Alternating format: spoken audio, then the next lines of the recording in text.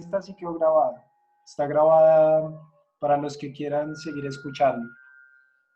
Dice,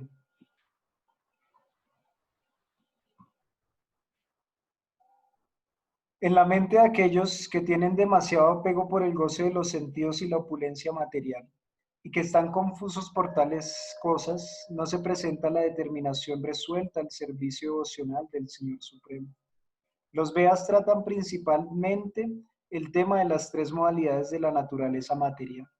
Elévate sobre estas modalidades, oh Arjun. Sé trascendental a todas ellas. Libérate de todas las dualidades y de todas las ansiedades por la seguridad y la ganancia y establecete en el bien. Porfa, el micrófono, Lau. Hola, hola. Gracias. Dice, todo logro conseguido por el pequeño pozo puede cumplirse de inmediato por los grandes corrientes de agua, en forma similar.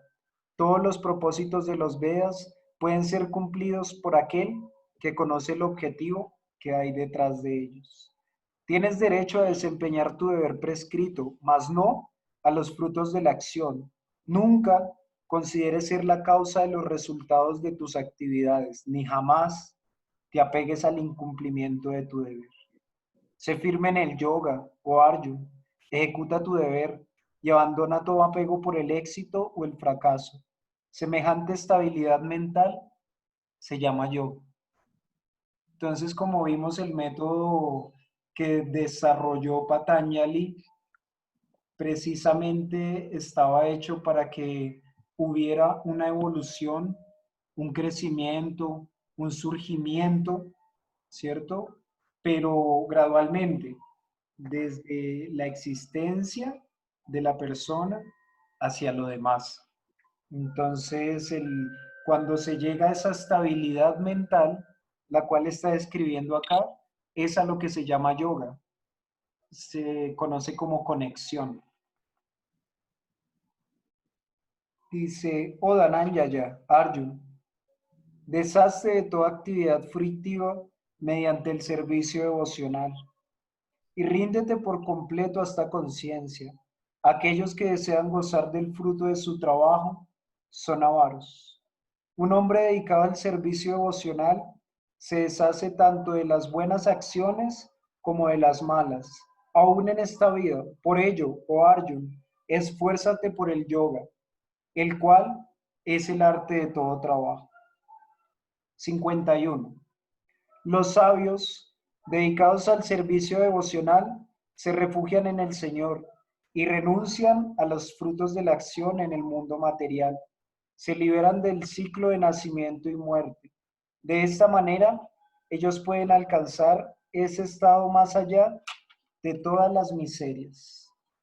Cuando tu inteligencia haya salido del espeso bosque de la ilusión, te volverás indiferente a todo lo que se ha oído y a todo lo que está por oírse.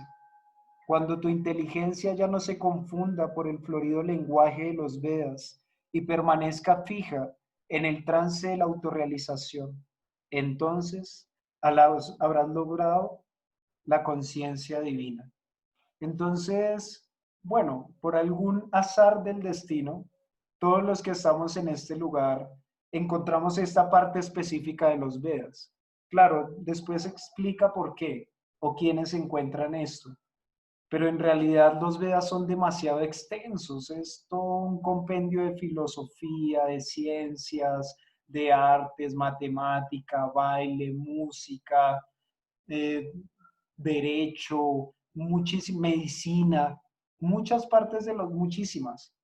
Pero entonces dice que una persona que escucha el mantra Hare Krishna o que encuentra esta parte de los Vedas, en sus vidas pasadas ha estudiado todos esos Vedas. Ha pasado por todo eso, se ha bañado en todos los ríos sagrados, ha ido a todos los lugares de peregrinaje y llegó a la conclusión que la práctica del Bhakti Yoga y la ciencia del yoga y del conocimiento del ser es la parte específica y que está detrás de todo esto. Entonces, qué afortunados somos, ¿cierto? Dice, Arjun dijo, ¿cuáles son los síntomas de aquel cuya conciencia está así absorta en la trascendencia? ¿Cómo habla? ¿Y cuál es su lenguaje? ¿Cómo se sienta y cómo camina? Entonces, bueno, no es que se siente de una manera especial, ¿cierto? No es que, oh, la profesora de yoga está mal sentada, ella no, sino su sentar para qué se utiliza, ¿cierto? Cuando él se sienta en este mundo, ¿cuáles son las actividades o de qué habla? ¿Cierto? Ese es lo que está hablando, de qué lenguaje está utilizando, ¿no? No es que un sabio no pueda hablar, no es que hay sabios que no hablen en mexica, ¿cierto? O incas que no sean sabios, o guerreros aztecas, o gente de cualquier lugar del mundo que no sea sabio, sino de qué habla él, ¿cierto? Y cuando habla de qué camina es, no que si camina hacia un ladito o algo así, no, sino hacia dónde dirige sus pasos. La persona sabia hacia dónde se está moviendo, ¿cierto? Aquel que no se perturba, no, perdón, el Señor bendito dijo, oh Parta, se dice que un hombre está en conciencia trascendental pura cuando renuncia a toda clase de deseos por la complacencia de los sentidos, los cuales surgen de la elaboración mental, y cuando su mente se encuentra satisfacción únicamente en ello. Aquel que no se perturba a pesar de las tres miserias, ni se alboroza cuando hay felicidad, y quien está libre de todo apego, temor e ira, es llamado sabio de mente estable. Aquel que no tiene apego, quien no se regocija cuando obtiene el bien, ni se enfada cuando obtiene el mal, se encuentra firmemente situado en el conocimiento perfecto. Aquel que es capaz de retraer sus sentidos de los objetos de los sentidos, tal como la tortuga retrae sus extremidades dentro del caparazón, ha de ser considerado como establecido en el conocimiento verdadero. Aunque el alma corporificada se esfuerce por renunciar al goce de los sentidos mediante regulaciones severas, todavía permanece con el mismo deseo sensual, pero al experimentar al Supremo, lo cual es un gusto superior, sí puede darle la espalda al mundo material. Entonces dejar de comer, dormir, dejar como los goces que tenemos en este mundo, dejar de ver Netflix, ¿cierto? Dejar de visitar los lugares lujosos, de vestirse lujosamente, todas estas cosas son casi que imposibles para nosotros, ¿cierto? Pero los yogis, uno los ve, ¿cierto? Si han visto como el Kumbh Mela y cosas así, personas que solo tienen un trapito o que se ponen una tela, una camisa de algodón y ya, ¿cierto? Que se dedican a meditar, a practicar yoga. Ellos pueden sostener su práctica porque no lo hacen externamente. Si uno intenta hacerlo externamente va a sufrir mucho, ¿cierto? Va a tener demasiada ansiedad por ir al centro comercial, ¿cierto? Por verse una peliculita. Si uno lo hace externamente, no puede. Pero como ellos van hacia adentro, como ellos han dedicado tanto tiempo a ir hacia adentro, ellos sienten un sabor único, una dulzura, lo que decía anoche Meli, ¿no? Esto sí es dulce, ¿no? Es muy dulce. Es porque ellos probaron ese dulce. Incluso se dice que el sabor de Júpiter, que representa la espiritualidad en la vida, es dulce, ¿cierto? Entonces es una dulzura interior que ellos no quieren cambiar. No lo hacen externamente, no están cambiando su ropa externamente. El practicante de yoga no es, o la practicante de yoga no es solo yogi cuando está en el tapete y con su legging, ¿no? Ahora sí tengo legging, ya no, ¿cierto? Sino en su interior. Desde su interior sabe que es algo muy dulce, pero eso se obtiene con una práctica constante. Entre uno más lo practique, eso solo lo puede probar. Había un sabio, uno de nuestros maestros, Srila Bhaktisiddhanta Saraswati decía, es como el ejemplo de la abeja y la miel, ¿cierto? Está la abeja, está el frasco de miel y la abeja parada así como en eso. Entonces, no puede probar la miel, a pesar de que él ama. Eso sí, si nosotros externamente como que nos ponemos la ropa y solo eso, pero no hay una práctica de la meditación, del canto del mantra, de nuestro procedimiento interno desde el interior, entonces es solo eso, como lamer la botella desde afuera, ¿cierto? Puede parecer que practicamos yoga, pero cuando se hace desde la intención, entonces es como si destapáramos la botella. Entonces ahí la probamos y pues ya no queremos salir de ahí. Entonces ahí va a llegar esa etapa con la evolución, con la práctica, ¿cierto? Dice, oh Arjun, los sentidos son tan fuertes e impetuosos que incluso arrastran por la fuerza la mente del hombre de discernimiento que se esfuerza por controlarlos. Aquel que restringe sus sentidos y fija su conciencia en mí es conocido como un hombre inteligente, de inteligencia estable. Al contemplar los objetos de los sentidos, una persona desarrolla apego por ellos y de este apego nace la lujuria y de la lujuria surge la ira. De la ira surge la ilusión y de la ilusión la confusión de la memoria. Cuando la memoria se confunde, se pierde la inteligencia y cuando la inteligencia se pierde, el hombre cae de nuevo al charco material. Quien puede controlar sus sentidos mediante la práctica de los principios regulativos de la libertad puede obtener la misericordia plena del Señor y se libera así de todo apego y aversión. Al lograr la misericordia del Señor, todas las miserias de la existencia material se destruyen. En tal estado dichoso, la inteligencia del trascendentalista pronto se estabiliza. Quien no está situado en la conciencia trascendental no puede tener ni una mente controlada ni una inteligencia estable, sin lo cual no hay paz. ¿Y cómo puede haber felicidad sin si algún felicidad alguna sin paz? Entonces eso es a lo que nos lleva a la práctica constante del yoga, a desarrollar una mente estable. Y mente estable no quiere decir una mente sin pensamientos, sin recuerdos, sin ansiedades, no. Quiere decir una mente que tiene un punto hacia donde se dirige. Entonces, a pesar de que vengan los obstáculos, si está ese punto, puede ser que nos quedemos mucho tiempo en alguna problemática física, emocional, intelectual, pero si estamos fijos en el punto de nuestra práctica de yoga, entonces seguimos avanzando. Siempre va a haber un crecimiento. E incluso alguien sabio se da cuenta que ese problema es un gran resultado de su propia práctica. O sea, quiere decir que si hay un gran problema, te has convertido en un gran practicante de yoga, porque el mundo no va a dar una dificultad que tú no puedas sobrepasar. Puede ser que sea difícil ahorita, pero entre más practicamos, el yoga, la meditación, la lectura, las posturas, el perfeccionamiento, más nos damos cuenta que hay respuestas más profundas, más conscientes, más llenas de amor, ¿cierto? Dice,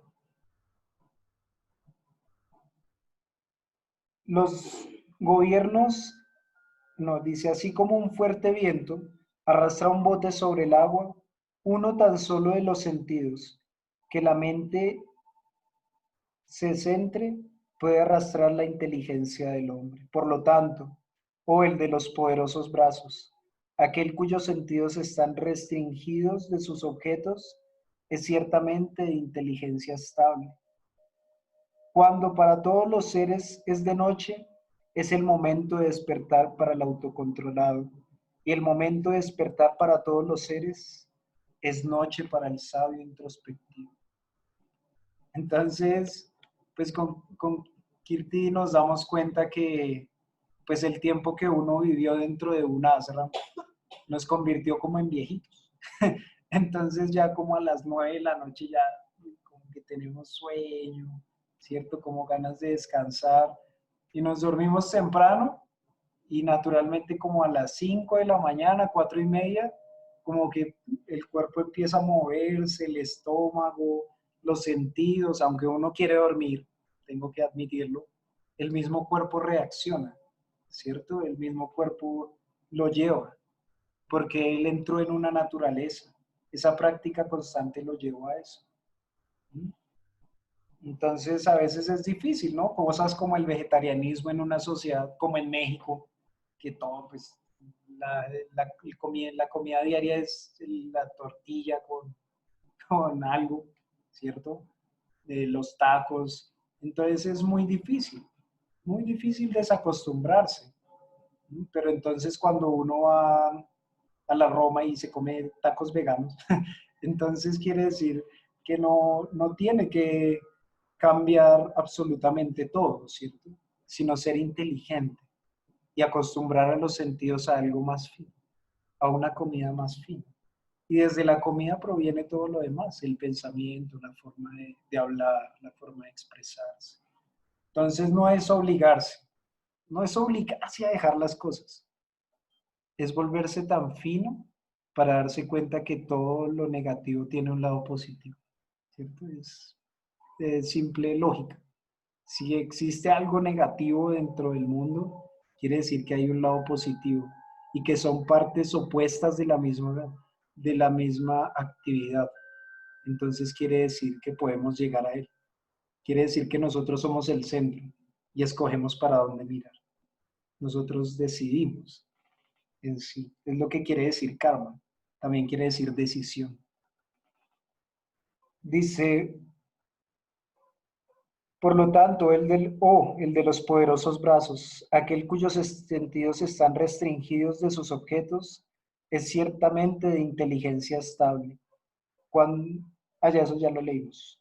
Una persona que no se perturba por el incesante fluir de los deseos, los que cual ríos entran al océano, que a pesar de estar llenando, siempre permanece quieto, es la única que puede alcanzar la paz, y no el hombre que se esfuerza por satisfacer los deseos.